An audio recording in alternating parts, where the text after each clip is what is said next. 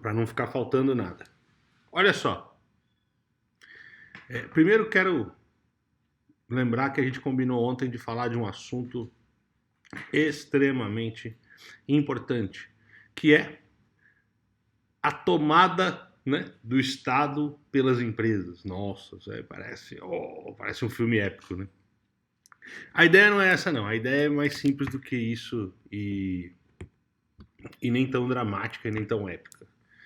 O que existe são conceitos, né? Deixa eu me ajeitar aqui na cadeira. O que existem são conceitos legais, jurídicos e até filosóficos, né? Bom dia, doutor Arthur. Aquiles, bom dia. Então, assim, como é que uma empresa pode assumir o papel do Estado? Né? E por que eu estou falando isso? Né? Por que isso tem a ver com o infoprodutor? Pelo amor de Deus, LG, me dá uma luz, cara. É muita informação. Vamos falar disso, que isso é legal, isso é bacana, isso dá uma outra perspectiva, né? E eu preciso realmente que vocês fiquem presentes para isso. Bom, dentro da legislação mundial, né, não é brasileira, existem acordos firmados de várias ordens e de vários níveis.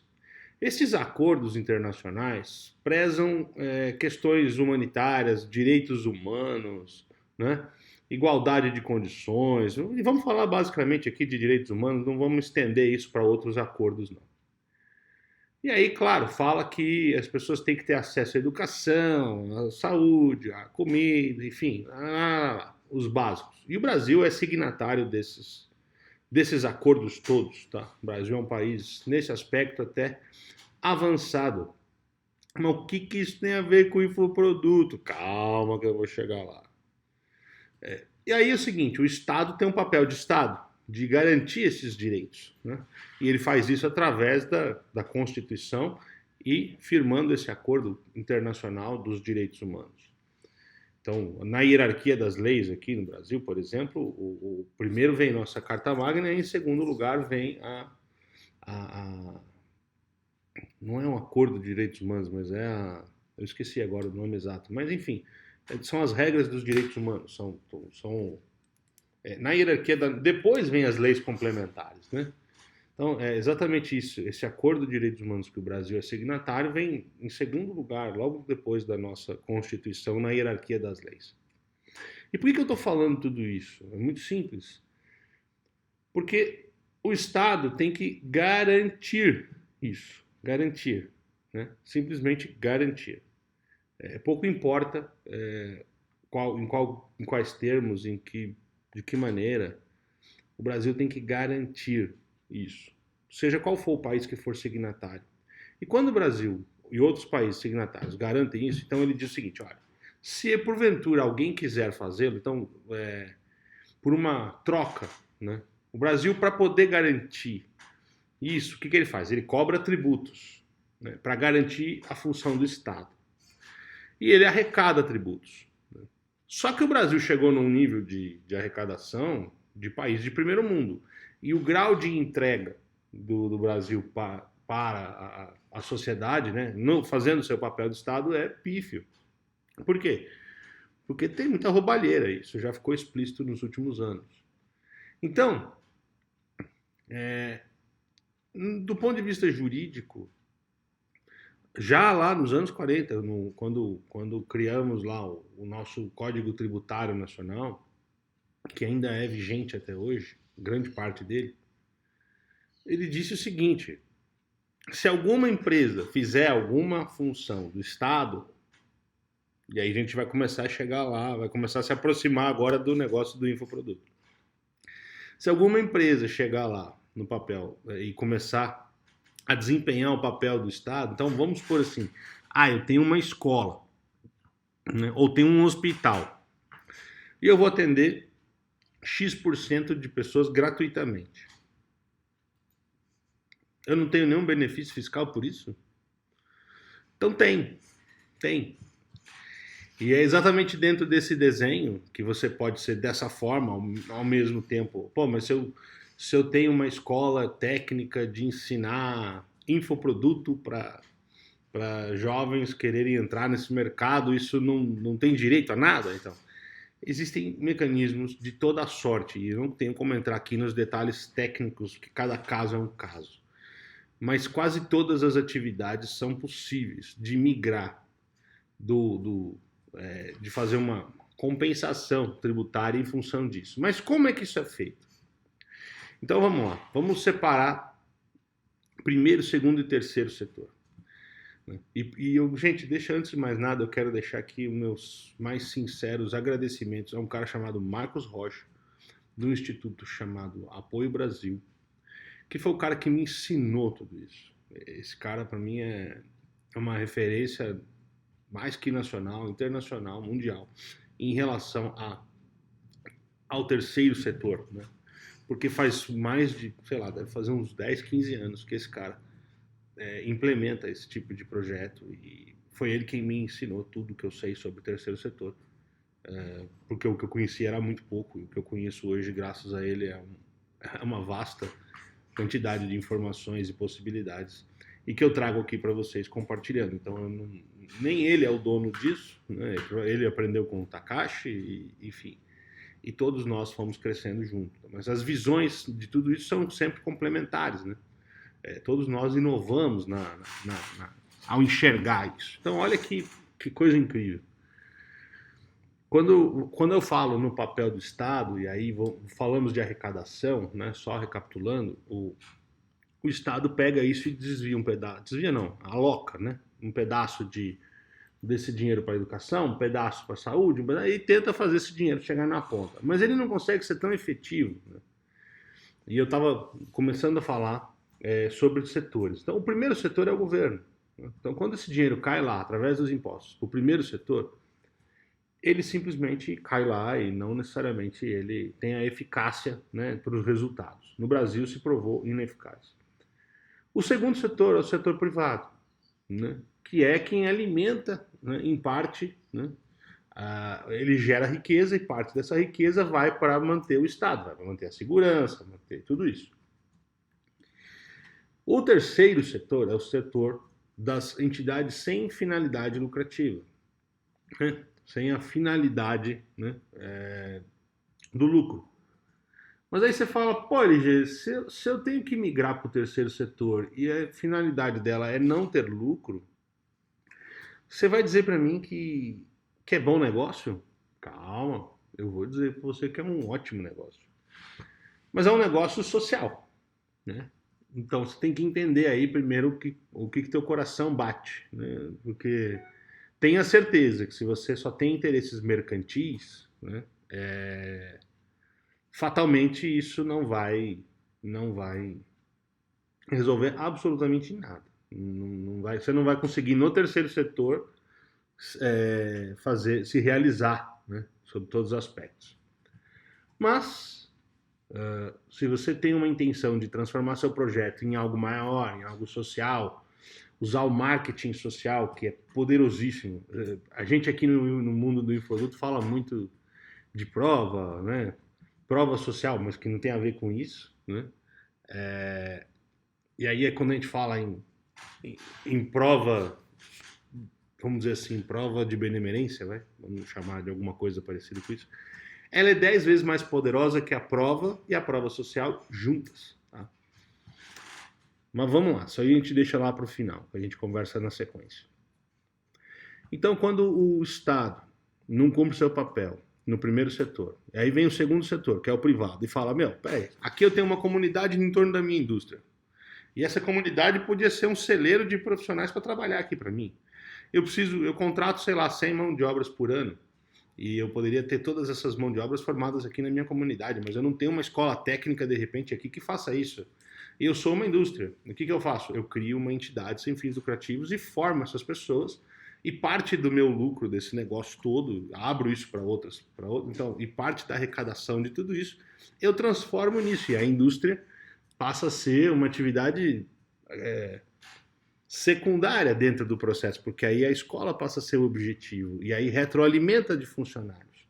Aí você fala, pô, mas isso existe? Bom, O primeiro modelo que existiu disso no Brasil, que tem esse registro até hoje, chama-se Liceu de Artes e Ofícios, a escola em que eu estudei, escola técnica, onde eu estudei técnica eletrônica e processamento de dados, lá no começo dos anos 90. E a escola era a cabeça do processo e a indústria estava subordinada à escola. E é exatamente esse o modelo. Então, esse é o terceiro setor. Só que o liceu é de 1800 e qualquer coisa. Então, gente, eu estou falando de um negócio que existe há mais de 100 anos. Isso não é um conceito novo. A legislação mudou, tal, enfim, trouxe uma série de coisas, mas isso existe e continua existindo e continuará. Agora, vamos lá. Então, peraí, você está dizendo para mim que eu monto, de repente, uma escola que vira dona de uma indústria que vira. Esse é um dos modelos possíveis. Eu não estou dizendo que tem que ser assim, mas este é um modelo possível. O Liceu de Artes e Ofícios, que criou aquelas válvulas de gás lá, que tem patente de outras coisas também, que tem patente disso, e que vem disso até hoje, e que mantém a escola por conta disso, a indústria arrecada e mantém a escola, e tem todo esse desenho, é um modelo dos mais arcaicos, dos mais complexos, inclusive. Talvez aqui não seja o melhor exemplo do ponto de vista técnico-jurídico, mas é um exemplo de que isso é verdade e isso acontece há mais de 100 anos no Brasil, ok? Que o Liceu deve estar com 130 anos agora. Essa escola foi construída para formar mão de obra para construir a Estação da Luz, malandro. Essa é a pegada. Então já havia essa ideia e o governo sempre olhando, bom, já que eu não tenho condição de dar essa escola para tal coisa, eu crio a possibilidade aqui de através de não arrecadar impostos, gerar essa possibilidade. Então é isso. Isso aqui está na lei. Né? Aonde? No artigo 14. No artigo 14 do Código Tributário Nacional, ele deixa lá muito claro 3 coisinhas. Né? E são 3 coisas contábeis. São 3 coisas que é a contabilidade que resolve. Nenhum outro departamento, nenhuma outra área do conhecimento humano resolve. Ali, no artigo 14 do CTN, temos 3 coisas. Primeiro, não se pode distribuir lucro para uma entidade sem fins lucrativos. Porra, e meus interesses mercantis, como é que fica? Calma, então não pode distribuir lucro. Não pode favorecer empresas no exterior, não pode ter nada relativo a isso, né? Então você não pode mandar dinheiro para fora do Brasil, porque isso, né, é questão de divisa, basicamente é esse o conceito. E o terceiro, você tem que ter tudo muito bem escriturado, né? Não pode distribuir lucro, não pode beneficiar empresas no exterior, o dinheiro não pode sair para fora do Brasil, tem que ser reaplicado aqui, todo ele para benefício social aqui, não pode ter uma obra, um projeto social fora. E existem exceções para isso, mas não vamos entrar no mérito aqui. E tem que ser feita a escrituração contábil bonitinha. Não está escrito dessa forma, mas eu, como sou a tecla SAP aqui para vocês, eu já estou dizendo para vocês que é isso, tá? Opa, peraí, então eu só preciso disso para ter uma empresa do terceiro setor? Só isso. Aí o resto é complicadinho de pôr para rodar. Então, por isso que eu falo, sempre que é preciso você ser um empresário bem sucedido numa determinada área, para que você possa gozar desses benefícios e alcançar isso de forma plena e de forma consistente. Bom, colocado isso até aqui, então a gente falou que o Brasil é signatário do Acordo dos Direitos Humanos, e ele vem na hierarquia da nossa lei em segundo lugar, logo após a nossa Constituição. Então, a gente tem a obrigação de garantir. Por isso, vem antes das leis complementares, inclusive. Para quem não entende no negócio jurídico no Brasil, a legislação ela tem uma hierarquia, ou seja, uma lei mais baixa não pode ferir uma lei mais alta na hierarquia, certo? Existe uma hierarquia. E essa hierarquia ela é fundamental para o ordenamento jurídico, né? É assim que se fala. Bom, então beleza. Brasil signatário de direitos humanos. O Estado tem a obrigação de garantir isso, mas o Estado não tem a competência para garantir isso. E aí o Estado abre possibilidade, através da legislação, de que empresas do segundo setor, e não o primeiro setor, que é o Estado, o segundo setor, fazer esse papel, cumprir esse papel. Como? Fazendo. E aí que vem a criação dos negócios sociais. Os negócios sociais nada mais são do que, como eu expliquei agora há pouco, o modelo do Liceu de Artes e Ofícios, e hoje em dia, gente, vocês não têm ideia. assim, centenas, milhares de empresas nesse formato. A gente atende lá pelo Instituto Apoio Brasil uma série delas. Mas a gente sempre recomenda que a empresa tenha um certo porte já, porque tem que investir um dinheirinho para fazer isso tudo acontecer, não é uma coisa assim tão estalar de dedo. Né? Eu brinco aqui que no universo dos infoprodutores aqui, a linguagem que a gente usa fala que esse seria o Platinum do Érico lá, o equivalente ao Platinum do Érico. Não adianta você querer chegar lá sem estar faturando alguns milhões, pelo menos uns 2, 3 milhões por ano, para poder pôr isso para rodar. Mas, por que eu digo isso? Porque precisa investir, precisa ajustar, tem uma série. Leva um ano mais ou menos, um ano e meio para poder pôr isso para rodar. Agora, quais são as vantagens? Bom, você vai para zero de impostos. Zero. Então, a empresa do terceiro setor, zero de impostos. Se você, porventura, tem uma marca, você pode explorar comercialmente essa marca e ser remunerado por essa marca. E aí que parte dos seus interesses mercantis ficam preservados. Tá? Então, você ali, de alguma maneira, você criou uma marca muito forte. Essa marca tem que ser remunerada. Pouco importa se ela é... Né? Então, você pode receber royalties por essa marca. E agora eu quero chamar aqui você para a terceira parte dessa conversa, que é por que que o infoprodutor tem um grande potencial para a realização disso. Primeiro, por que infoprodutores fazem o que fazem? Porque todos eles estão baseados em propósito, certo? Uma vez baseado em propósito, todo infoprodutor acaba construindo o seu produto em cima de um ideal, em cima de uma ideia, de uma consistência diferente. Porque ele está em busca do quê? Da transformação. E o terceiro setor, ele é basicamente a viabilização dessa transformação para que se alcance numa extensão social. Então vamos pegar um bom exemplo. Até já conversei com eles, com o Bruno Gimenez e com a Tati Gebrael sobre isso, que é lá os Olhos de Águia. Né? Abraço para vocês, queridos. E eles ficaram muito entusiasmados. Eles estão com alguns projetos assim, mas eles falaram, vamos conversar sobre isso, porque isso é grandioso. Eles têm lá um negócio da cura, né? Se não cura, da melhoria, enfim, são benefícios para a questão da visão. E quando você coloca isso num projeto, por mais que tenha lá uma discussão, uma controvérsia com o conselho de oftalmologia e tal, não é o mérito do que a gente está falando aqui, o que eles entregam é uma transformação genuína. Tá? Genuína. Depoimentos, centenas, milhares de depoimentos de pessoas que já se transformaram a partir da ferramenta deles lá, das técnicas, do método dela. Isso poderia alcançar várias comunidades, né? Imagina quantas pessoas com problema de visão, né? Não tem espalhadas por aí que poderiam ter um tipo de cura que a própria medicina normal não alcançou e eles, a partir da técnica deles, conseguem. Então, eles ficaram, assim, absolutamente entusiasmados com tudo isso, falando, cara, isso é maravilhoso, porque você cria um processo, um projeto, em cima dele, você desenvolve, espalha isso para o Brasil inteiro. E aí a gente discutiu isso e falou, isso é maravilhoso. Da mesma forma, eu falei com a Mari e com o Leandro da Moni Nutrir, são meus clientes e tal, e eles chegaram e falaram, a gente vai... Olha, isso não vai sair da minha cabeça, nós vamos agora começar a amadurecer esse projeto, porque isso é grandioso, né? Levar uma nutrição saudável para o Brasil inteiro, através de um projeto social, incrível, incrível.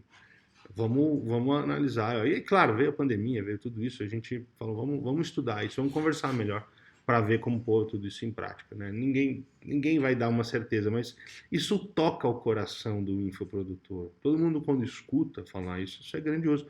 Pô, mas e aí, como é que ficam meus interesses mercantis nisso? Ficam preservados em parte, né? Quando você tem uma marca forte, né? Que nem Amor em Nutrir, né? Olhos de Águia, são marcas fortes. A fórmula de lançamento poderia ser também. E tantas outras marcas que são muito fortes. Fortes nível, assim, grande nível. Fortes, muito fortes. Mesmo marca como o Érico já criou, Insider, né?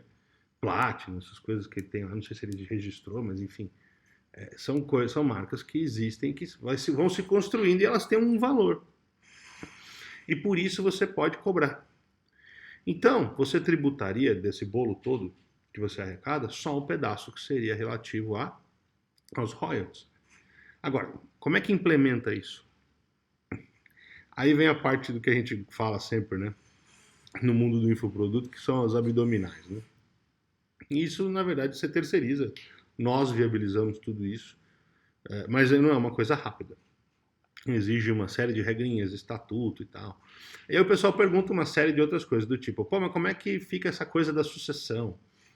Bom, a gente está criando um projeto que tem uma intenção. Então, as pessoas que estão envolvidas, a ideia de constituir algo assim, é que você perpetue um projeto, que ele não morra só com o idealizador dele, né? Me lembro, a certa feita, há alguns anos eu conheci uma pessoa que cuidou no final da vida do Rubem Alves, né? É um cara, um grande filósofo, um grande pensador aí. Para quem não conhece, pode buscar a biografia dele. E o Rubem Alves tinha um humor bem característico, uma genialidade como poucos, né? E a Aninha, que é uma grande amiga, trabalhou com ele há alguns anos, já mais no final da carreira dele, e deixou ali, teve a oportunidade de fazer tudo isso, de trabalhar, e aí pensou assim, tentaram construir exatamente alguma coisa para ficar por um legado.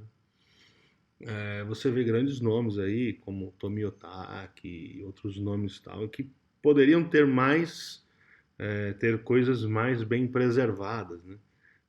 Com uma curadoria eventualmente, que poderia se perpetuar uma obra de alguém. O Niemeyer, por exemplo, por mais que a arquitetura dele esteja ali, né, vista, né, alguma coisa poderia se criar nesse sentido. Eu acho que as pessoas precisam estar mais presentes para isso, né? E o terceiro setor, então, a questão do infoproduto tem dois aspectos. Primeiro, o que eu acabei de falar, propósito. Dificilmente um infoproduto tem sucesso se ele não tem propósito. E propósito tem tudo a ver com o social. Então é inevitável que o seu projeto, se ele crescer, você vai começar resolver a questão da condição financeira de vida, sabe, superar aquelas vicissitudes, aquelas dificuldades da vida, quando você tiver dinheiro realmente, aquela realização pelo dinheiro, mas você vai chegar a uma conclusão que a realização do dinheiro pelo dinheiro ela é só uma etapa, um degrau só a se subir. Aí quando você tiver a sua situação financeira resolvida, bem resolvida, você vai olhar para frente e vai dizer, e agora? Agora eu já ganho dinheiro, agora eu sei fazer dinheiro, eu já tenho negócio, já tenho margem, já tenho isso. Estou ajudando as pessoas, mas tem um monte de gente que não pode pagar e eu quero que essas pessoas também tenham acesso. Pronto. Acabou de nascer, a semente do terceiro setor acabou de ser plantada. Eu nem preciso falar disso. Ela vai acontecer naturalmente. Por quê? Porque é um processo evolutivo natural do empresário de infoproduto. Aí você falou, por que você nunca falou disso aqui, LG? Porque isso. Eu falei, um dia eu vou pegar uma live, eu vou bater essa inspiração e vou falar sobre isso. Porque as pessoas têm que entender e têm que saber sobre isso. Não adianta eu ficar aqui criando, inventando coisas. As pessoas têm que ouvir e eu vou falar. Então essa transformação ela vai acontecer. Qualquer pessoa de infoproduto que cresça, que chegue num patamar de faturar alguns milhões e comece a olhar e quer a transformação das pessoas que não têm dinheiro para pagar, ela vai querer viabilizar isso de alguma maneira. E o terceiro setor é o caminho. Porque a partir daí você ganha um benefício tributário colossal. De pagar. No líquido final ali, chega, vai, de 1 a 2% do total do faturamento, da arrecadação total.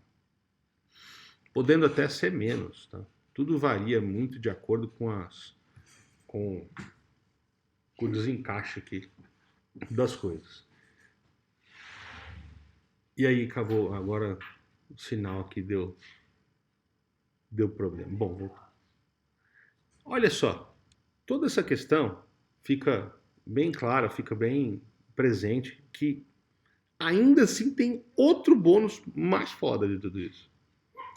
E aí eu dei um spoiler agora há pouco falando do que é o marketing da benemerência, vamos lá, prova de benemerência. Porque tem prova onde uma pessoa te dá um depoimento e você consegue construir em cima disso. Existe a prova social, certo? Que é aquela onde as pessoas se aglomeram, né? E explica por que aquele café está sempre cheio e o café do lado está sempre vazio. As pessoas vão no que está cheio, não vão no que está vazio. Simples assim. Não vou aqui ficar explicando gatilho mental. E por fim, a, a prova de benemerência, que é quando você tem um trabalho social fodástico realizado. E isso faz com que o ser humano olhe para você como um homem probo ou uma mulher proba, uma pessoa que está voltada para o social, que está com um olhar para o ser humano diferente. E que você está preocupado efetivamente e está debruçando sua vida em função disso, está debruçando pelo menos parte da sua vida, está debruçando parte daquilo que você arrecada, que você gera de riqueza, transferindo suas competências e conhecimentos e riqueza que você gera a partir de tudo isso para pessoas menos favorecidas, você está trazendo, reduzindo a desigualdade social. Então a minha provocação para vocês hoje aqui, para falando desse assunto, era: nós temos que acabar, assim, é uma provocação drástica, extrema, mas assim, ó, vamos assumir o Estado, vamos, assim, infoprodutores, empresários em geral, vamos tirar do Estado a competência de ser Estado. Vamos deixar talvez a segurança, vai, mas o bem-estar social, vamos tirar da mão deles, porque eles não têm o menor interesse nisso. E se a gente pegar toda a geração de riqueza, fala Rafa, bom dia. Se a gente pegar toda a geração de riqueza das empresas, transformando elas em terceiro setor, e aqui, claro, utopia pura, mas enfim, e pegar 20% disso seria basicamente o equivalente, a 20, 30% disso seria o equivalente dos impostos que são pagos. Se a gente transformar tudo isso, se a gente pegar todas as empresas brasileiras e transformar todas elas em terceiro setor, eu te garanto que aí o papel do Estado estaria basicamente, não aniquilado, mas suprimido a quase nada, e aí a gente estaria fazendo o social por um outro caminho. O Estado poderia eventualmente dar um norte, né? Vamos seguir esse programa pedagógico, vamos seguir essa, né? Mas as empresas fariam esse papel. Por quê? Porque ali na ponta existe propósito. E onde existe propósito, existe luz, existe transformação. E por que infoproduto é fantástico para isso? Porque não existe infoproduto sem transformação genuína. Nenhum infoproduto que eu conheça, vai alcançar sucesso, resultado, satisfação, realização, qualquer coisa, se não tem um propósito genuíno por trás. Se for só pelo dinheiro, ele não vai acontecer, porque o dinheiro ele não é um fim, ele é um meio. E demora às vezes para as pessoas entenderem isso. E no mundo, no universo dos infoprodutos, isso é muito claro. Eu percebo e vejo cada vez mais, e eu já estou nesse jogo há uns 4 anos quase, então eu posso dizer para vocês que eu vejo que quanto mais propósito tem por trás. E não é abnegação, é propósito. Eu levanto todo dia mais cedo para fazer e entregar isso. É isso que faz, que me move, é isso que me faz pulsar, é isso que me faz estar aqui falando com vocês. Então o terceiro setor seria o Plat. Não, o Platino, né? Aquela coisa do Érico lá, de ter os níveis, né? A faixa preta, ou sabe Deus o quê, do universo do empresário de infoproduto. E era isso que eu tinha para dizer para vocês hoje. É um conhecimento que eu tenho já faz tempo, já ajudei a implementar projetos nesse sentido e sei que funciona. E citei o exemplo do Liceu de Artes e Ofícios aqui, é uma escola onde eu estudei, mais que centenária, deve estar fazendo 130 anos já. E ela foi. A escola tinha uma indústria que vendia coisas e abastecia ali, retroalimentava a escola. E a gente prestava um vestibulinho, passava nessa escola e estudava de graça para poder gerar mão de obra para trabalhar na indústria e trabalhar em outros. E isso é o modelo perfeito. Isso já existe há mais de 130 anos, 140 anos, sei lá eu. Essa escola que eu estudei foi construída e concebida para construir a Estação da Luz, gente. É surreal, tá? Então, assim, eu levanto cedo por isso, esse é meu propósito de vida. Eu vou ajudar vocês a virarem uns monstros como infoprodutores, porque eu vou cobrar minha conta lá, quando você estiver faturando 1, 2 milhões. Se você estiver faturando 1, 2 milhões, aí eu vou falar, eu vou cobrar essa conta. Falar, malandro, agora é hora da gente olhar para o social. Agora é a hora da gente fazer a diferença na vida das pessoas. E isso é um propósito de vida que me faz acordar cedo. E eu tinha que dividir isso aqui. Acho que faltou essa conversa, para deixar claro. Aquiles, obrigado, cara. Isso é. Só você lembrar da live de consciência, clareza e atitude, que você vai entender que faz todo sentido o terceiro setor com tudo isso também. Né? Tá claro para mim que eu tenho um conhecimento que eu compartilho e gero riqueza com isso. Tá claro para mim que quanto mais eu crescer isso, mais esse projeto crescer, mais eu vou transformar a vida de pessoas que vão transformar. Eu sou basicamente o botão do turbo dos projetos sociais. Porque na pior das hipóteses, eu aumento o lucro de qualquer empresa em 30%. Aumento de lucro em 30%. É o mínimo que eu consigo com redução de carga tributária no mundo, no universo de infoproduto. É muita coisa. É coisa para dedéu. Entendeu? Aumentar o lucro em 30%, no mínimo. Não, desculpa. É surreal. Tá? E isso é uma realidade. Então, se eu aumento, no mínimo, 30% o lucro de qualquer infoproduto, no mínimo, tem casos que pode dobrar.